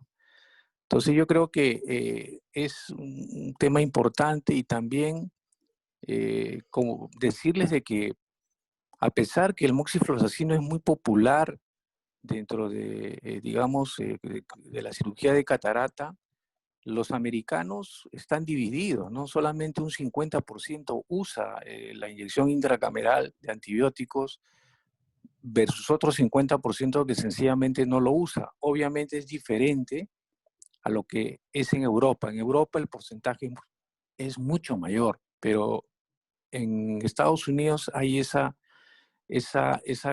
controversia, ¿no? Como bien lo ha apuntado Jesús en uno de sus slides, ¿no? Es una controversia que, digamos que no es de efectividad absoluta, ¿no? Siempre, por más cuidado que tengamos, siempre vamos a tener el riesgo de que algún paciente, sobre todo si no tomamos en cuenta lo que he mencionado hace poco, pueda hacer un cuadro de endoftalmitis. Es lo que quería aportar. Gracias. Solamente quiero agregar algo, ¿no? El doctor Roca compartió una información de que el moxifloxacino no está aprobado por la FDA, bueno, él ha suspendido su aprobación por la FDA para uso intracameral, debido a que ha habido aumento de más casos de TAS severos. Y agregar, ¿no? De que en el estudio que se hizo del 2012 al 2016 de endoftalmitis, 14 fueron de línea y todos estos tuvieron ruptura cápsula posterior. Además tuvieron algunos factores asociados, ¿no? Como ese tumorcito en el párpado. Y yo creo que estos pacientes con ruptura de cápsula posterior hay que prestarle hay que prestarle más atención, usar antibióticos de forma profiláctica, intracameral y es un seguimiento más estrecho. Sí, doctor Jesús, ¿puede dar sus recomendaciones últimas? Jesús. Robinson, ya creo que ya terminamos. Muy bien. Ya dado ya, si las horas, ya estamos cerca de 2 horas, ya terminamos creo el día de hoy la charla. y invitarlos para el día de mañana en la charla de endoftalmitis a las 8 de la noche, como siempre, ¿no? Muchas gracias, doctor Jesús Castillo, muchas gracias, doctora Alejandra Quispe, por su exposición, muchas gracias, Robinson, por tu moderación, y los esperamos el día de mañana. Pero, bueno, Gracias. ¿no hay comentario, Pedro? Ya damos por concluido la charla. Sí, gracias a todos. Ya nos Muchas vemos. gracias. Buenas noches.